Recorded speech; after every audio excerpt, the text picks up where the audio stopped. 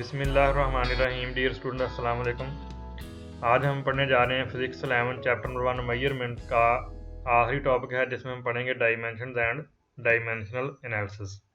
तो आइए देखते हैं सबसे पहले कि डायमेंशन को हम किस तरह डिफाइन करते हैं। डायमेंशन को हम डिफाइन करते हैं, each base quantity is considered a dimension denoted by a specific symbol written within a square bracket.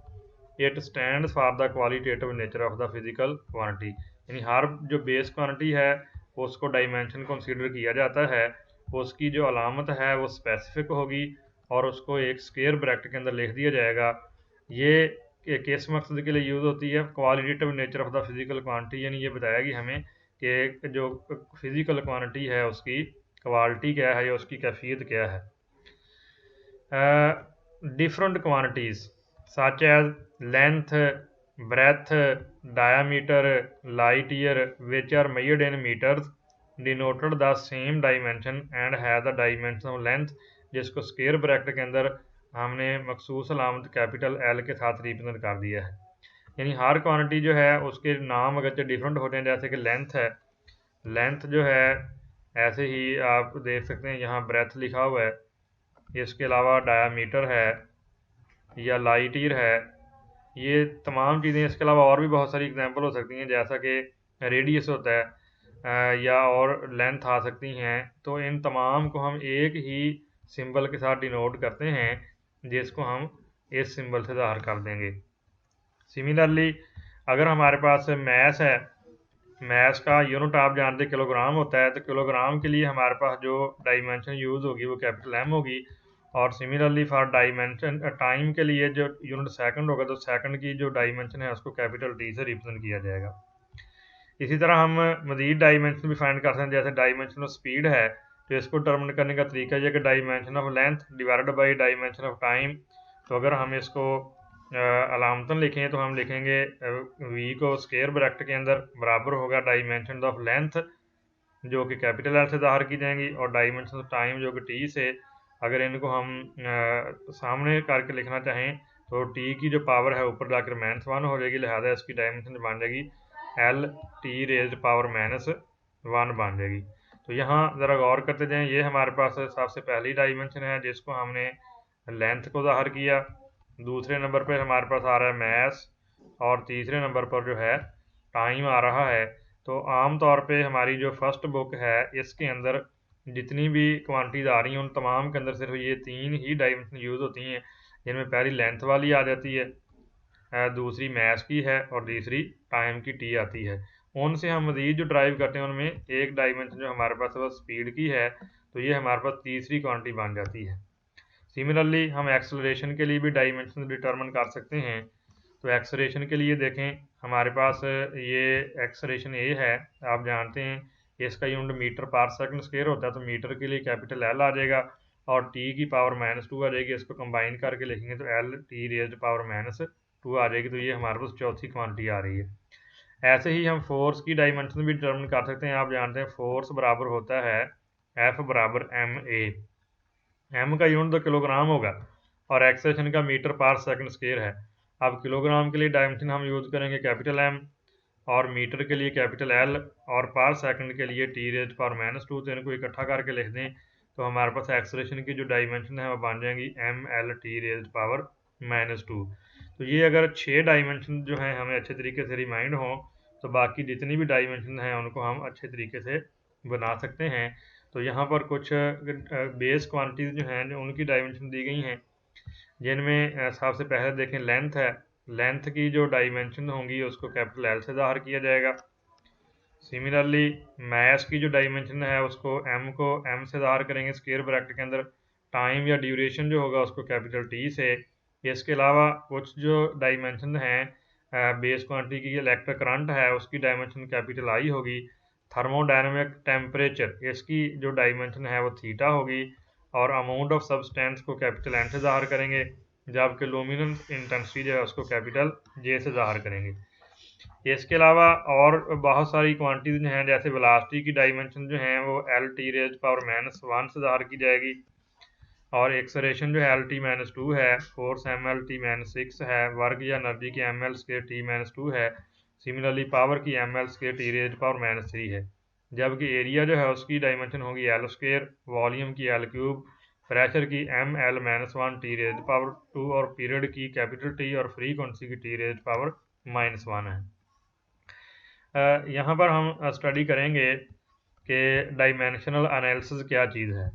By using the method of dimensions called dimensional analysis, तो हम इस डायमेंशनल एनालिसिस का इस्तेमाल करते हुए दो चीज़ें डिटर्मिन कर सकते हैं। पहले नंबर पर we can check the correctness of a given formula or an equation, यानी किसी दिए गए फार्मूले की दुरुस्तगी को चेक कर सकते हैं कि फार्मूला सही है या नहीं है।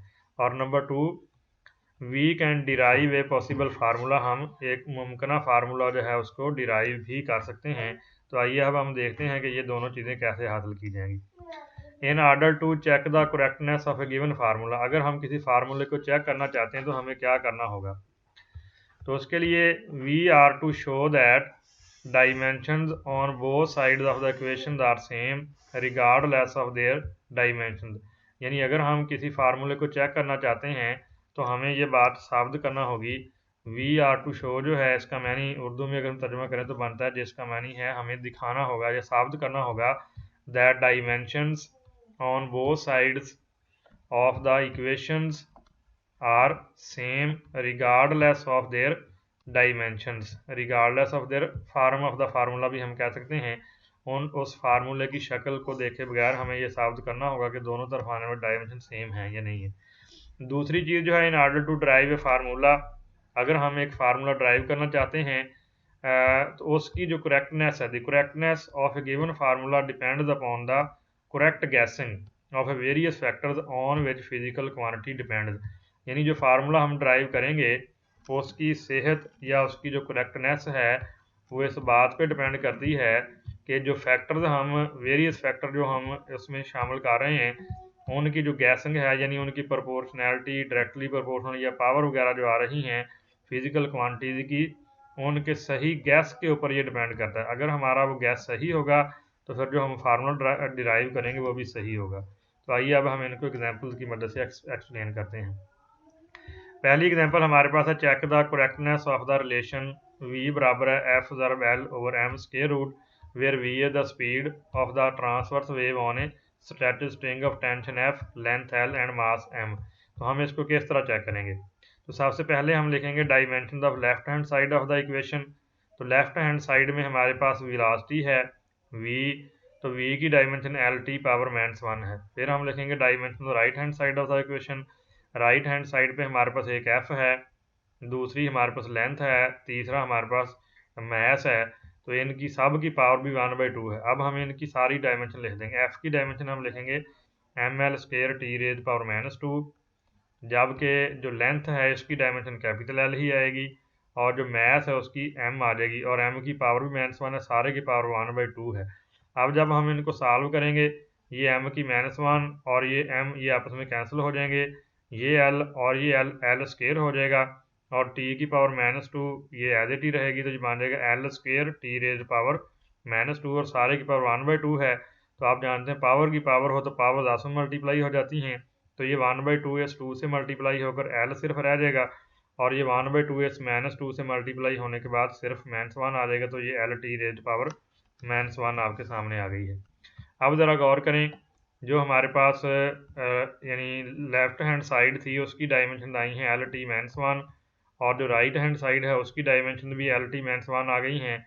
तो अब हम इसको बयान कर देंगे, since the dimensions of both side of the equation are the same, equation is dimensionally correct, यानी दोनों तरफ आने वाली डायमेंशन सेम है, लिहाजा इक्वेशन जो है डायमेंशन के हवाले से करेक्ट है।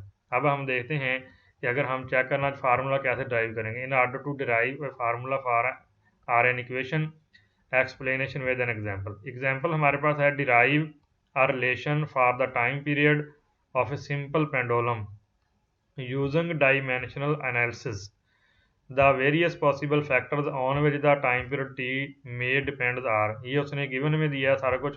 नंबर 1 जो टाइम पीरियड है वो लेंथ ऑफ पेंडुलम पे डिपेंड करता है, जिसको स्मॉल एल से ज़ाहिर किया गया।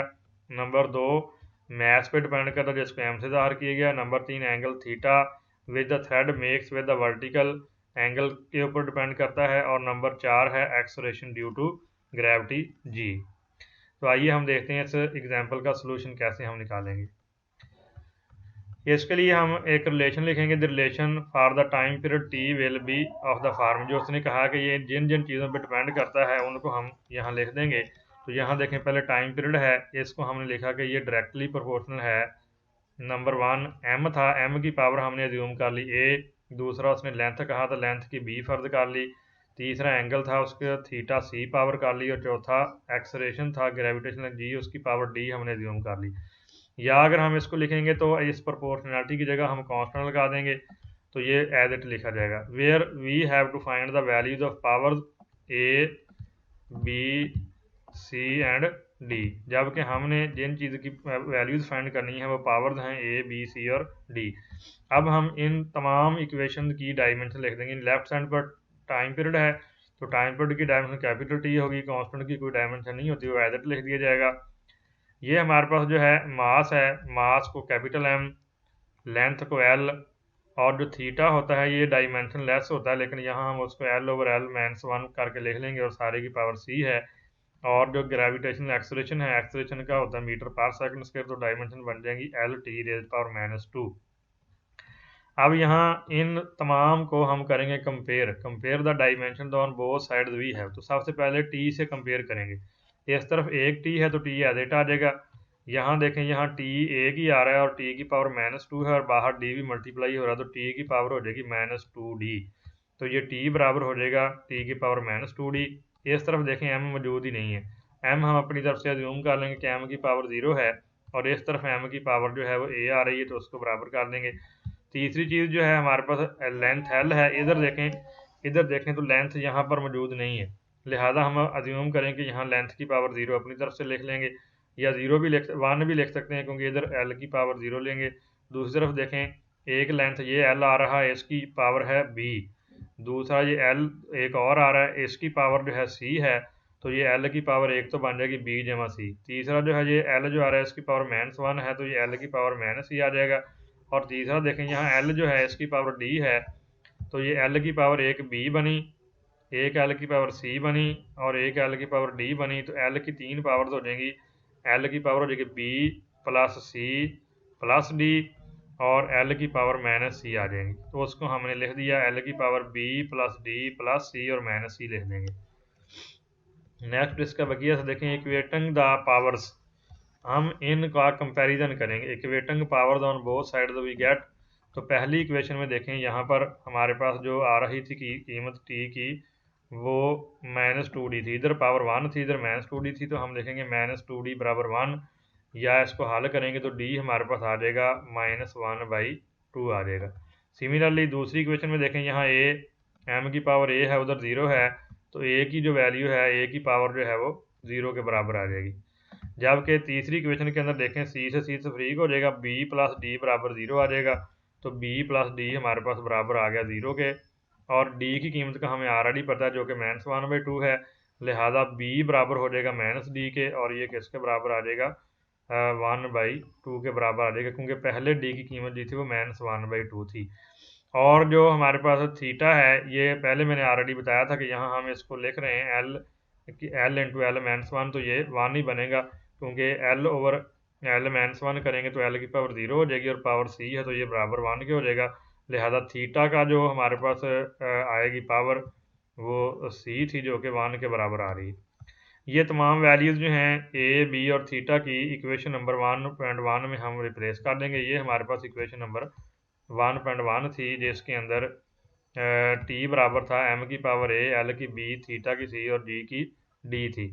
तो ये हमारे पास इक्वेशन बन जाएगी टी बराबर आ जाएगा कांस्टेंट एज इट ही रह गया मल्टीप्लाई एम की पावर हमारे पास क्या बनी है, आप देखें यहाँ पर एम की पावर ए थी तो ए 0 आया हुआ था, एम की 0 लिख देंगे। एल की पावर जो है हमारे पास 1/2 है, एल का जो हमारे पास पावर था वो बी था और बी की जो कीमत हमने निकाली हुई है वो हमारे पास 1/2 है और थीटा का 1 आ जाएगा और डी की जो है -1/2 है, ये डी से ज़ाहिर की गई थी तो डी आपके सामने है डी की कीमत बी की कीमत 1/2 है और डी की ऑलरेडी मैंने 1/2 निकाली हुई है। अब इसमें से जो एम की 0 है इसको हम 1 कर देंगे, एल की पावर 1/2 है तो ये ऊपर आ जाएगी, जी की पावर -1/2 तो उसको बटे में ले आएंगे और 1/2 को हम स्क्वायर रूट की शक्ल में बदल देंगे। तो यूँ हमारे पास एक फार्मूला जो है वो ड्राइव हो गया। और आप जानते हैं ये फार्मूला किस चीज़ का है, ये टाइम पीरियड का है। यहाँ पर कांस्टेंट जो चीज़ आनी थी वो यहाँ पर हम नहीं निकाल सकते डायमेंशनल एनालिसिस से। The numerical value of the constant can not be determined bye dimensional analysis, however it can be found by experiments. यानी जो कांस्टेंट होता है उसकी वैल्यू जो है वो डायमेंशनल एनालिसिस के ज़रिए हम नहीं निकाल सकते, लेकिन इसको किस तरीके से फाइंड किया जाता है, with the help of an experiment. For your attention dear students, अगर आपको ये मेरा लेक्चर पसंद आए तो इसको लाइक करें, शेयर करें और मेरे चैनल को सब्सक्राइब करें। अस्सलाम वालेकुम वरहमतुल्लाहि